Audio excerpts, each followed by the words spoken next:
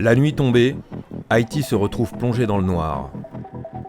Le quotidien des Haïtiens depuis de trop nombreux mois.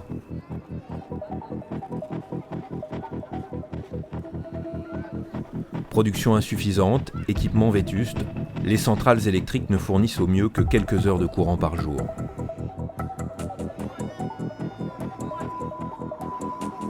En Haïti, on a 7 millions d'Haïtiens qui n'ont pas accès à l'énergie. Et quand on regarde nos voisins de la Caraïbe, certains pays, le taux d'électrification dépasse même 98%. Pour comprendre l'origine de la crise haïtienne, il faut remonter à 2005. À l'époque, le gouvernement haïtien procède à une vague de privatisation d'entreprises publiques comme EDH. La Compagnie nationale d'électricité signe alors des contrats d'achat d'énergie avec plusieurs producteurs privés comme la Sogénère, son plus grand fournisseur. L'entreprise exploite la plus grande centrale énergétique du pays à Vareux et très vite, le coût de l'électricité explose. L'État qui a une centrale électrique, je n'ai pas le papier quand est-ce que l'État a vendu cette centrale électrique, et l'État maintenant paie 7 millions de dollars par mois pour acheter l'électricité qui sort de cette centrale électrique. Un coût exorbitant pour le pays, quand on sait que moins d'un quart des habitants accèdent correctement au réseau électrique. En 2015, un rapport de la commission de pilotage du secteur de l'énergie met en lumière les failles majeures de ces contrats. À la tête, des producteurs indépendants, des oligarques proches du pouvoir sont soupçonnés de corruption, comme Elisabeth Préval, épouse de l'ex-président haïtien René Préval. La première dame siégeait au conseil d'administration de la Sogénère, alors même que son mari était aux responsabilités. À l'heure des comptes, le rapport accuse la société privée d'avoir surfacturé l'État haïtien pour un montant de 123 millions de dollars. Le contrat de ce fournisseur contient plusieurs anomalies qui doivent être corrigées de manière à éliminer les clauses irritantes et les possibilités de surfacturation et de paiements indus. Le contrat a été amendé à plusieurs reprises afin de modifier son objet en augmentant sa portée et entraînant du coup la hausse de son prix à des proportions supérieures à celles autorisées par la loi. À noter que l'investissement total de la Sogénère dans ces centrales est d'environ 30 millions de dollars américains pour un chiffre d'affaires sur 15 ans de 1,12 milliard de dollars. C'est comme une mafia, il y a un problème, il y a une bataille qui se fait à l'intérieur de ce secteur. Le résultat de cette commission est clair. Le résultat dit clairement qu'il faut reprendre, qu'il faut revisiter ces contrats. Ce conflit devient rapidement le symbole de la crise énergétique entre l'État et les entités privées. Élu 2 fois démocratiquement, Jovenel Moïse s'attaque dès son arrivée au pouvoir à cette crise énergétique, suivant les recommandations du rapport. Il entame un difficile bras de fer judiciaire et porte plainte contre la Sogénère pour le préjudice subi sur la centrale de Vareux. Le Trésor public se voit dans l'obligation chaque année de subventionner l'EDH à hauteur de plus de 200 millions de dollars américains pour lui permettre simplement de faire face à des obligations envers les compagnies indépendantes de la production de l'énergie électrique. Sans réponse du producteur privé pour renégocier ses contrats, l'État reprend à son compte l'exploitation de la centrale en novembre 2019. La première chose que nous avons fait, nous avons dit, bon, ok, il faut reprendre cette centrale qui appartient au peuple haïtien. Eh bien, nous l'avons fait, nous avons repris les 2 centrales, je dirais, Vareux 1 et Vareux 2, pour remettre ces centrales à l'État haïtien. Aujourd'hui, la Sogénère et son directeur exécutif, Dimitri Vorbe, doivent répondre devant la justice à des accusations d'enrichissement illicite, surfacturation et abus de confiance. Mais la lutte est longue. La reprise en main par l'État de ce secteur stratégique n'est pas sans représailles et a souvent coûté cher au gouvernement passé. Depuis 1986, au fond, et tous ceux qui ont fait une tentative de réformer l'économie, ou parfois même de s'attaquer peut-être à certains aspects de l'économie, le trafic, ont été victimes de coups d'État. Et à Avril avait tenté de réduire la part de trafic de la drogue en coopérant avec les Américains. Et Maninga, d'une certaine manière, avait été victime de coup d'État à partir du moment où il voulait un petit peu se défaire tout au moins des tenants des trafics. Jovenel Moïse n'échappe pas à la règle et son action a fait grincer des dents ses détracteurs.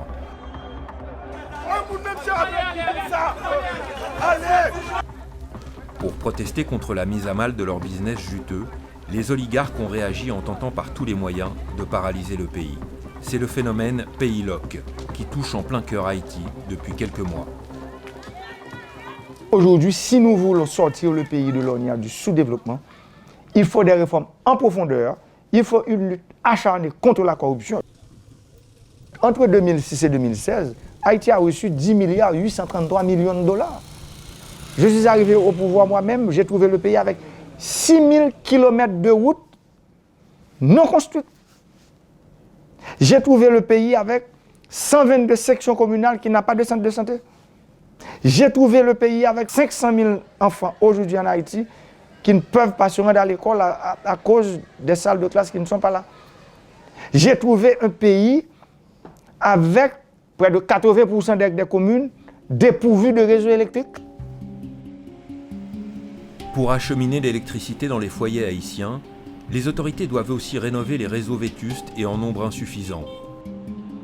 Taïwan a bien accordé un prêt de 150 millions de dollars en mai 2018 pour réaliser ces travaux, mais depuis, le gouvernement se heurte au Parlement, acquis majoritairement à l'opposition.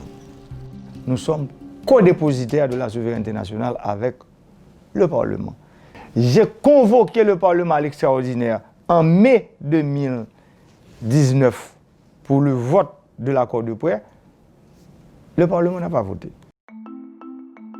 Pour tenter de retrouver la lumière, l'État haïtien compte désormais sur une ressource gratuite, le soleil. Depuis 2018, la compagnie d'électricité nationale a choisi la commune de Marchand-des-Salines, au nord de Port-au-Prince, pour expérimenter une centrale de 3,6 kW qui intègre à 50% l'énergie solaire. Pour centrale hybride, nous servons avec panneaux les matins, en combinaison avec des groupes nous. Et puis dans l'après-midi, nous servons avec groupe là. Mais nous avons 16 heures de temps d'alimentation, à savoir 8 heures de temps au cours de la journée et puis 8 heures de temps à souhait. C'est-à-dire, la différence, c'est que nous bénéficions de soleil là, qui c'est une énergie qui est disponible que malheureusement, dans le gouvernement passé, nous n'avons pas jamais exploité. Pour les 170 000 habitants de cette commune, c'est déjà une petite révolution. Bon, étant qu'on est dans ce système, et qu'a fait business, qu'a fait cinéma, qu'a fait théâtre, nous avons jeté un coup de lié pour moi-même. Immédiatement, pas de courant dans la ville, je ne viens pas à travail, pas de télévision qui pouvait nous poser ça, je viens moins performant. Et je dis, je dis, c'est encore une fierté pour toute communauté de Salinienne qui vit le courant, qui commence le courant. Pour moi, ce n'est pas encore fini. Pour être si moun qui ont besoin de l'éclairage pour étudier, c'était une grosse difficulté pour nous. Parfois, tout n'est pas obligé d'aller m'enseigner sur place.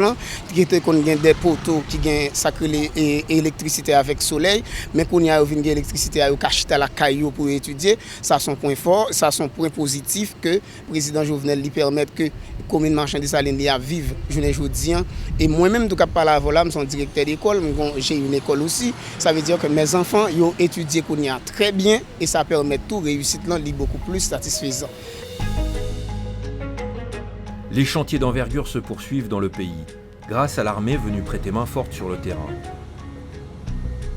Comme ici, pour la construction du barrage hydraulique de la rivière Marion, l'une des armes essentielles de la relance économique du département du Nord-Est. Côté que nous pourrons capter de l'eau pour que nous puissions faire irrigation. Même l'eau, nous pourrons servir avec pour nous bailler de l'eau potable dans les zones, que ce soit Grand Bassin, les zones avoisinantes, et aux perches, et toutes les zones qui sont alentour du barrage. Et nous pourrons produire l'électricité. On voit que dans le domaine là, on voit qu'il y a deux tuyaux qui déjà mis presque 100 mètres linéaires de tuyaux qui déjà mis en place pour que c'est eux-mêmes qui pourront activer les turbines que nous pourrons installer dans deux barrages. pral gen environ 200 hectares de terre qui pral inonder. Côté nous pral stocker 10 millions de mètres cubes. Pour l'année, ça pral faire 20 millions de mètres cubes d'eau. Grâce au barrage, des milliers d'hectares de terres avoisinantes pourront bientôt être massivement irrigués pour sortir le pays de l'urgence alimentaire et du sous-développement. L'agriculture emploie un Haïtien sur 5, un secteur particulièrement touché par les catastrophes naturelles qui minent régulièrement le pays. Ces chantiers redonnent espoir aux agriculteurs, certains commencent même à en récolter les premiers fruits.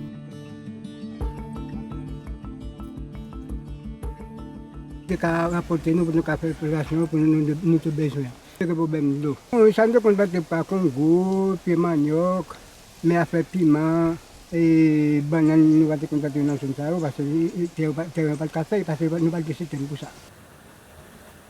Grâce au système d'irrigation actif par le pompage solaire, ces cultures ont repris en dépit de la saison sèche. Même les capacités, nous sommes capables de, comme si des cobs, nous pas capables de produire qui est nécessaire, mais nous faisons quand même. Mais ça rapporte quand même, et j'en ai nous pas comme ça, parce que plus ou moins nous avons fait ce qu'on plus facile. Depuis 20 ans, les pays de la région Caraïbe consacrent jusqu'à 9% de leur PIB à réparer les dégâts des accidents climatiques.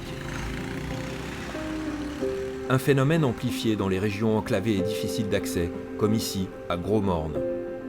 Dans cette commune, les faibles réseaux de transport sont un frein pour l'économie locale, qui repose sur la production de café, de coton et surtout de mangue francisque, destinée à l'exportation.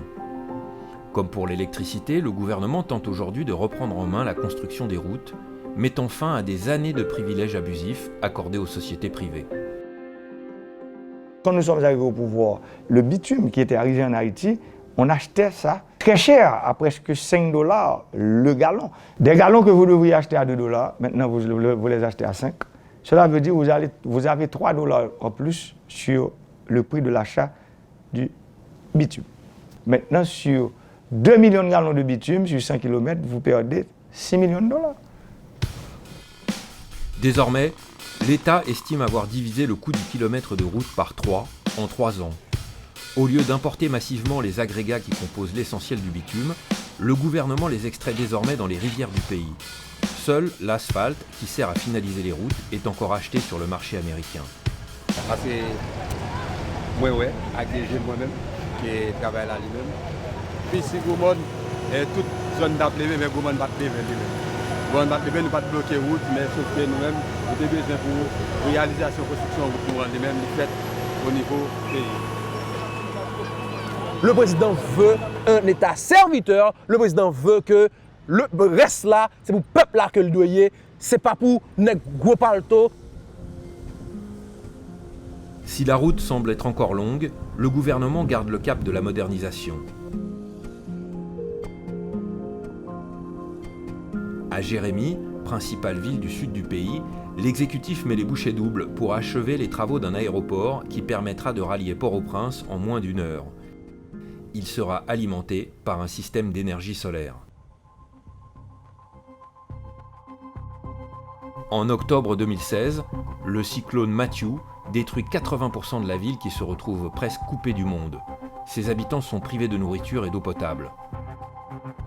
Remettre en l'état l'aéroport est aujourd'hui une priorité pour permettre le désenclavement de la région. Parce qu'elle a été nettement endommagée avec le travail qui vient en cours là. Bon, il n'est pas encore fini, mais nous avons dit nous déjà satisfaits parce que nous n'avons pas gagné une toilette.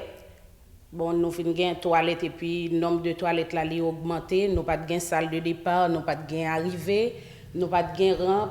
Nous n'avons pas de système de climatisation, nous n'avons pas d'électricité, nous n'avons pas de vide, bon, nous n'avons pas de faux plafond, rien du tout.